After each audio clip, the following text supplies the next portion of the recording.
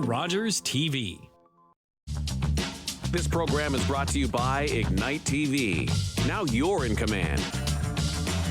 Visit Rogers.com for more details.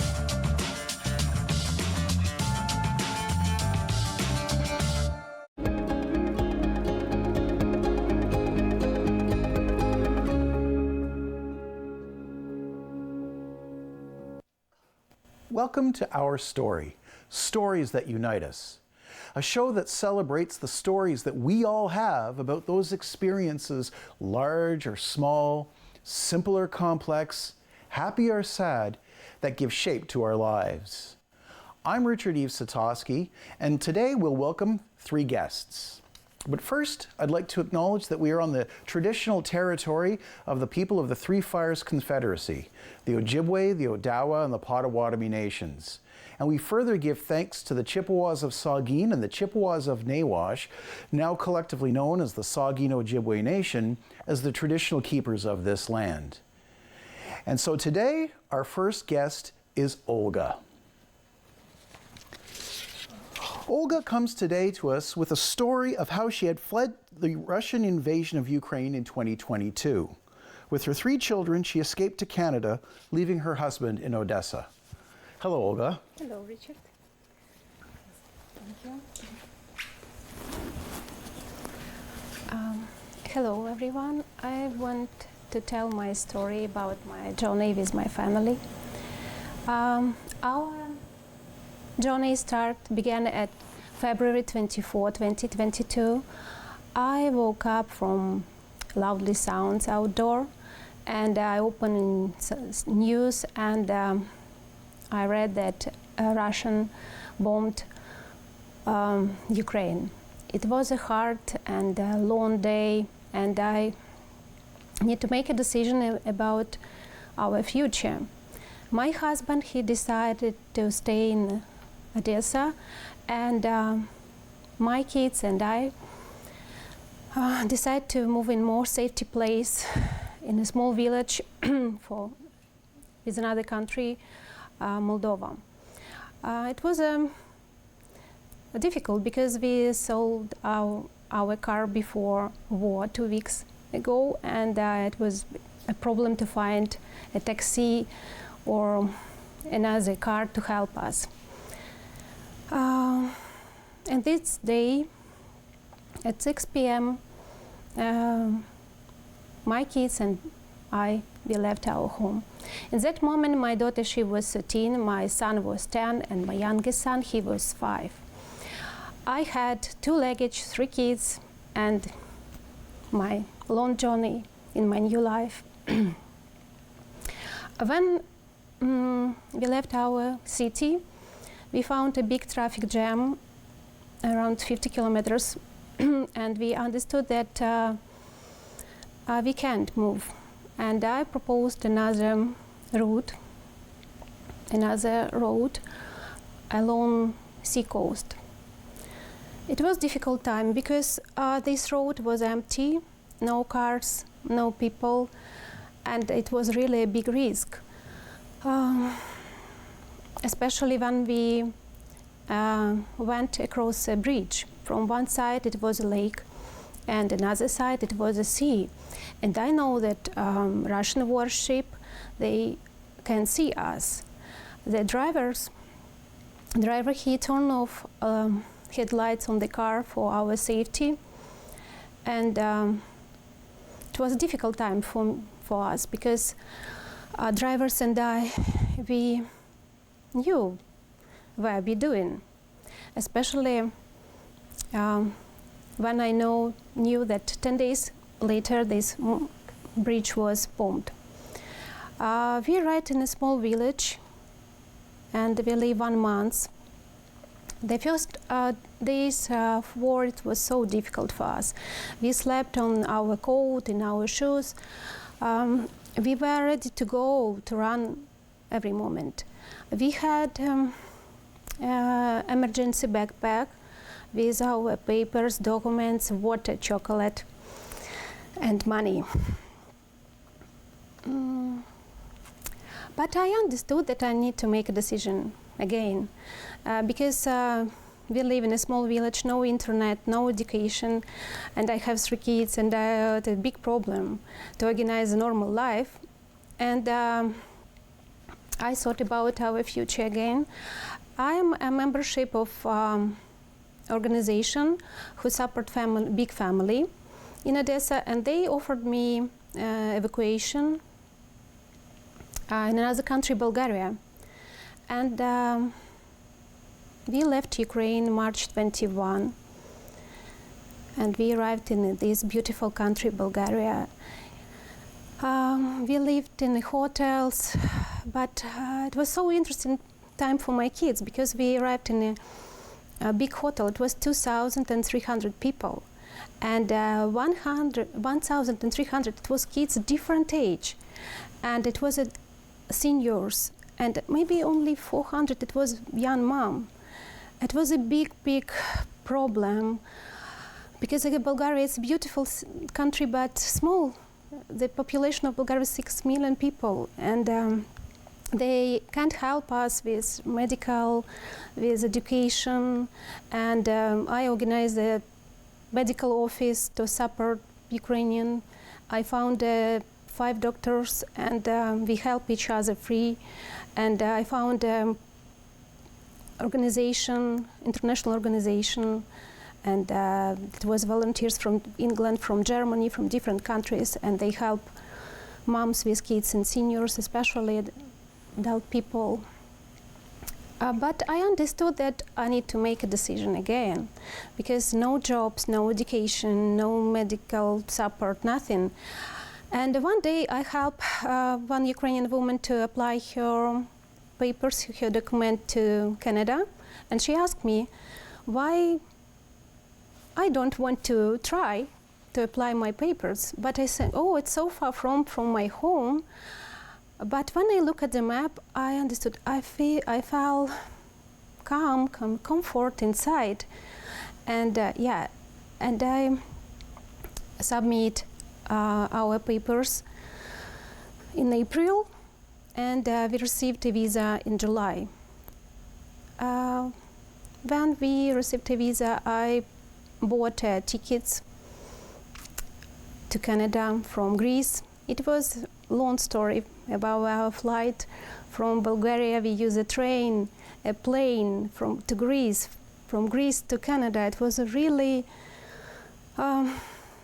not easy flight, especially when my youngest child, he has a high temperature. It was I had a problem with my phone. I lose all contacts, and it was a big shock for me. We arrived in Canada on July 12. I found a Red Cross at a report, and they helped me to find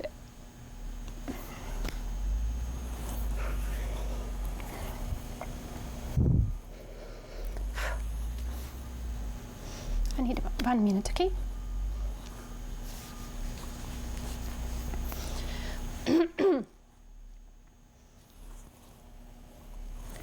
We arrived in Canada in July 12. It was a hard flight for us. My kids were so tired. They slept on the bench in the airport. I found the Red Cross, and they helped me with hotel for 3 nights. It was so good, and I have time to find another group who support Ukrainian families, and I found one contact, Katya, and asked her to help me. Katya and Jason family, they help me. We live in their family 2 weeks. All this time I tried to find a place where I can move and create my new life. And 10 days ago, I got an offer from one Ukrainian organization, and they proposed me Owen Sound. This is Ukrainian village in Owen Sound. This project for free rent 6 months, and another 6 months I paid little money. I said yes. I didn't know where is Owen Sound, But I was so happy that I can have my place, my new home, and have a time to think about my future. And July 28, we arrived in Owen Sound. It was amazing weather, summer, and I have more time to found a school, found a job, manage my documents and papers, and start a new life. This project helped me, and I had the opportunity to start my small business at the market, and I am so happy that I am in Owen Sound. It's so kind people, and I feel that it's my new family now. And I want to say I appreciate the support all people who helped me. This Ukrainian village families, Chapman's family, all members, all people who donate, and YMCA and Hillcrest School, St. Mary's School. I have really family, this Dahl family, Farmer Market, the Great Broussard family. I feel myself so good. I have time before July 2025 to find my way and stay in Canada, and I'm sure that I will have a new good life for me and for my kids. Thank you. Yes, I'm sorry. Thank you very much, Olga. Yes.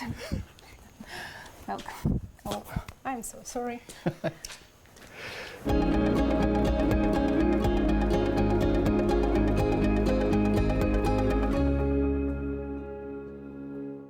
Our next guest, Anne Finlay-Stewart, and her family came to Owen Sound 29 years ago and liked it. So they stayed. She has been a teacher, a storekeeper, an editor, and a serial activist. She's always asked, if not me, then who? Today she discusses the adventure of running the Around the Sound local market. Welcome, Anne. Hi, Richard. Hi, Anne.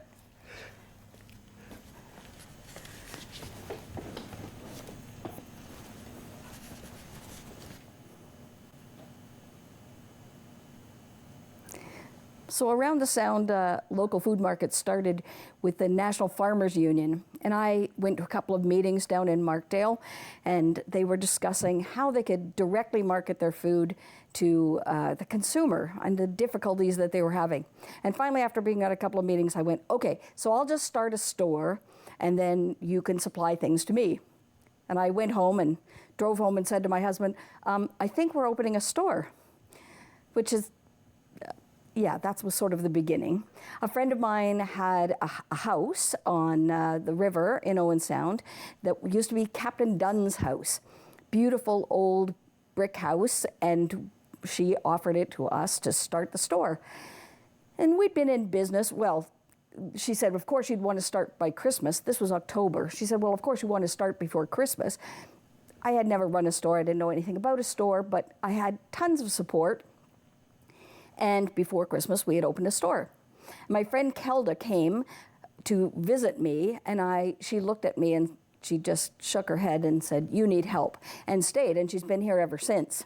So she became my assistant manager, helped me with all the things that I needed to know about running a store. And we quickly outgrew the space. We got through the Christmas. We had lots of people bringing things. We had produce from a young farmer who farmed just outside of Owen Sound. We had meat and bread. We had bread from Rising Sun Bakery, which still exists through the Owen Sound Farmers Market. Kelsey Carrier brought us beautiful homemade bread. And she was quite pregnant at the time with her second child.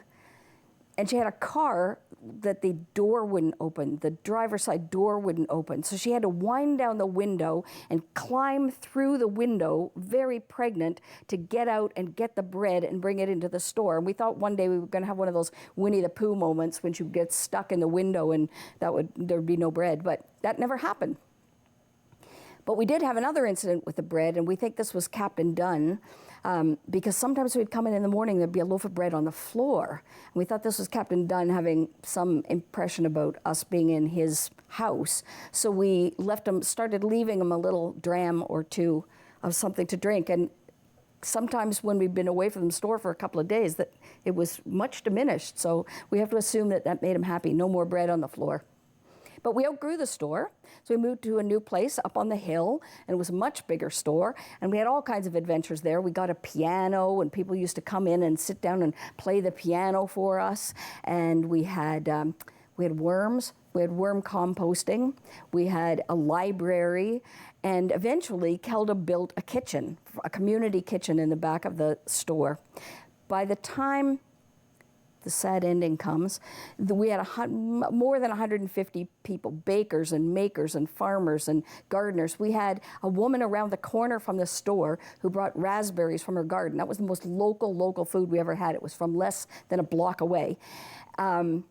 We had this kitchen, Leslie Robbins Conway. I had eaten her gefilte fish, so I knew that she had to be the first person to come and teach people how to cook. And she came and taught them how to make gefilte fish and a lot of things, and we had this one fabulous day, and we had plans. We had plans for a strawberry social. We were going to have a strawberry social that first year at the store, the second year at the store. We were going to have all the neighbors. So we were right around the corner from Frank Smith Apartments and the Kiwanis Apartments, and they had a big lawn, and we were going to invite all the neighbors to come and have a strawberry social together at that lawn. And that was going to be in June. That was going to be in June, and then in May I got a call at 4 o'clock in the morning from the fire department to say that the store was on fire. A cigarette disposed upstairs in one of the apartment buildings, and the store was on fire. And I can't say that was a happy time at all, but I must say the community came together. They helped me clean out the store, they helped empty things, they helped me in every possible way when the store burned down. And we put up a big sign that said, "Thank you, and we'll see you all around the Sound."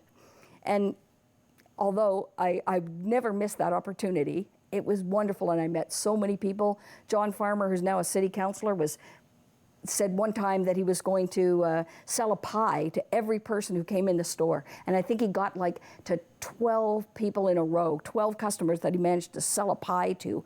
We had people, well, I met Richard because of Around the Sound. He was a produce manager, and he knew about that kind of stuff. We met Fisher people and people making sheep cheese, which I didn't even know could be done. We met bakers, more bakers, and we had a little store in the corner for kids where they had a little tiny shopping cart, and they got to do their shopping while mom and dad and whomever did their shopping.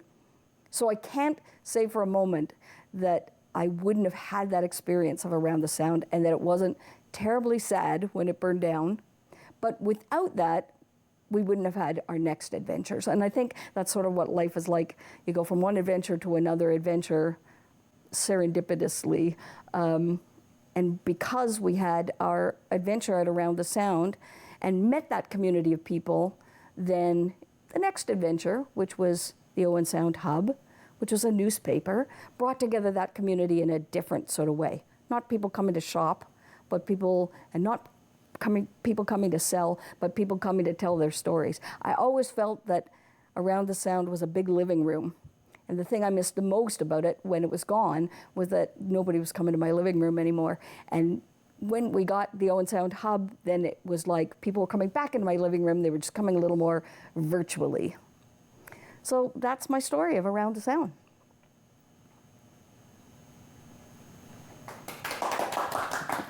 There, now you give Olga a little more time. And Well, thank you very much, Anne, for that. And stay tuned for our next guest.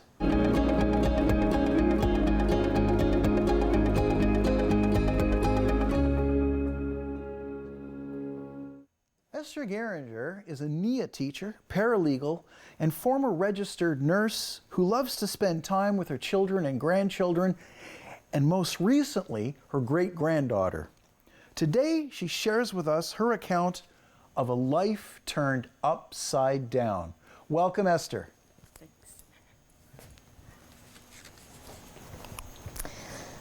24 years ago, my whole world was turned upside down. I went from being a wife and mother to being a single mom. I tried everything I could to hold my family together, but my 25-year relationship ended, and I was pretty devastated. I cried every day, a little, sometimes a lot, for what seemed like 10 years, but it was probably only 5. I learned a lot about myself during that transition.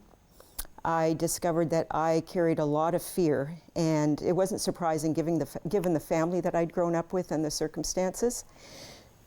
But I realized that I was an adult now, and I needed to deal with that fear. And so I delved into a whole bunch of different modalities. It took me a long time.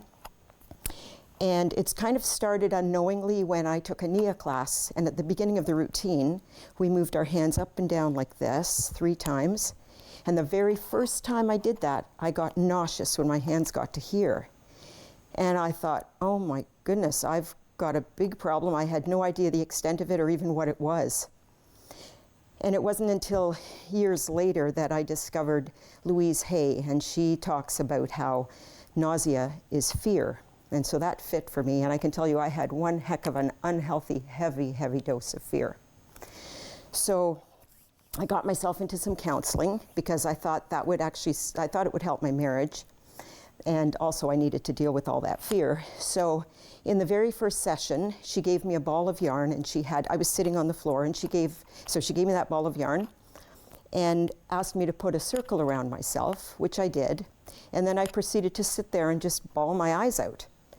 And she let me sit with that, not very long actually, and then she said, you can move it, you can make that circle bigger. It hadn't even crossed my mind. It appeared I was I think I was 40 years old, and I needed permission to do that. I came to the conclusion at one point that I was the one that was responsible for the choices I was making. Nobody told me how to put that ball of yarn around me, how tight or loose, whatever. So I moved it, made my circle bigger. I immediately sat up taller, and I stopped crying. And so after that, I realized, I think I better start making some better choices in my life. But I didn't know how to do it. So I read a lot of books actually at the time too. And so then I thought I'll just start with really simple things, like I put my left pant leg on first instead of my right. I put a different sleeve on first. And then one day driving home from work, I decided instead of turning my usual right, the only other option was to go straight ahead. So I went straight ahead, and I saw things I hadn't seen before. I might have come the other direction sometime, but that was different. For me, it was, changing from the way I was usually going home from work. And so I saw the most amazing vegetable garden on the right-hand side, and on the left I saw parts of the mighty Madawaska River. We were in Renfrew County. I'd not seen that before. And I just felt more vibrant and alive, and things shifted for me that day. And while it didn't help save my marriage, it helped me gain the strength I needed to leave. And so I started on a new road that day, both figuratively and literally and figuratively. And then I ended up here in Grey County in November of, the fall of 2004. And I met some really wonderful friends and started Louise Cameron's 12-week process. It's a creative process called the Artist's Way. She's got a few of them. And I think I did that one at least twice. And it was amazing. It got me back into playing my guitar and singing.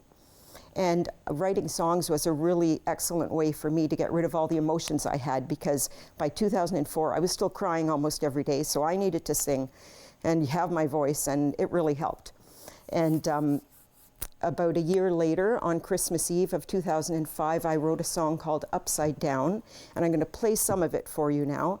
And I believe when I used to play it, I probably cried a lot, but I don't think I'll cry now. I don't cry so much anymore. I'm tired of crying.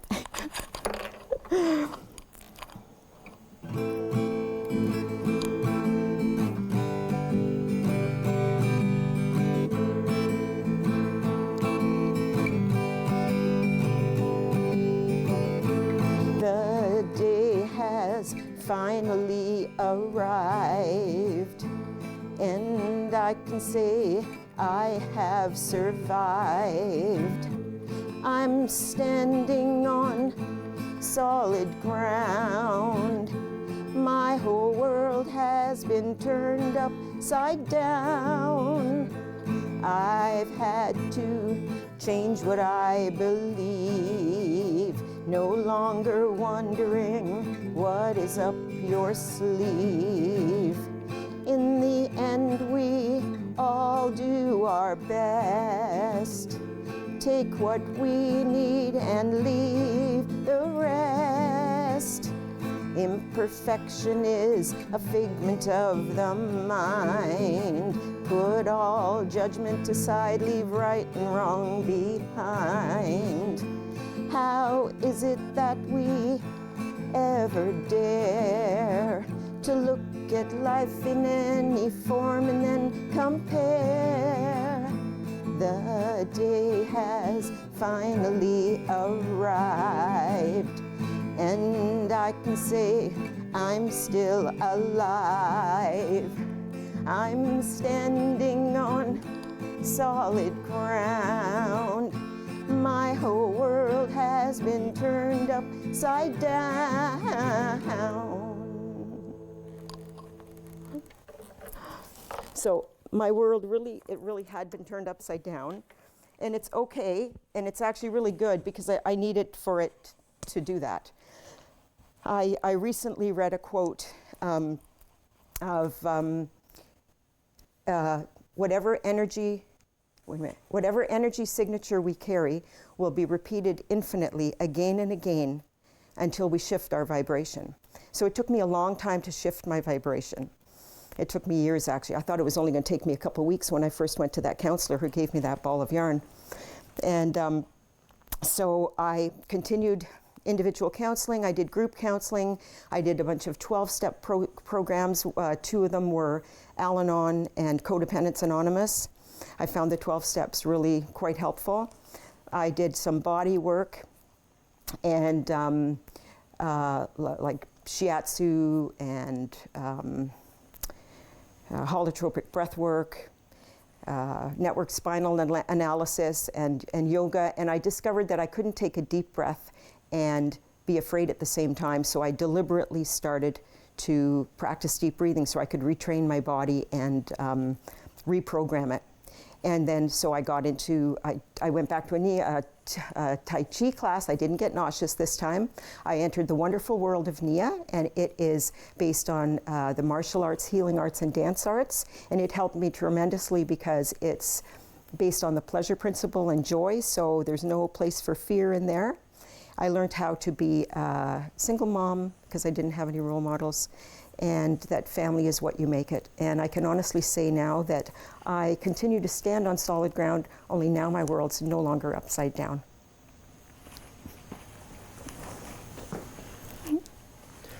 Well, thank you very much, Esther, for this illuminating story, and You're welcome. Thanks a lot for coming here. Thanks so much.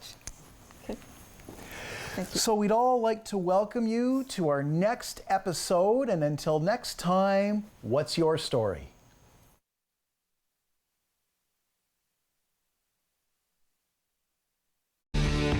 Connect with us by visiting our website or email us at comments@rogerstv.com.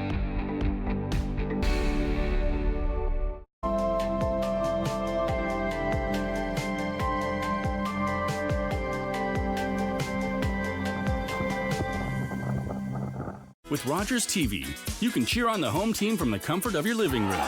We'll head to the rink, the field, the court, or the pitch, so you don't have to. Tune in and cheer on your local amateur athletes on Rogers TV. Coming for you.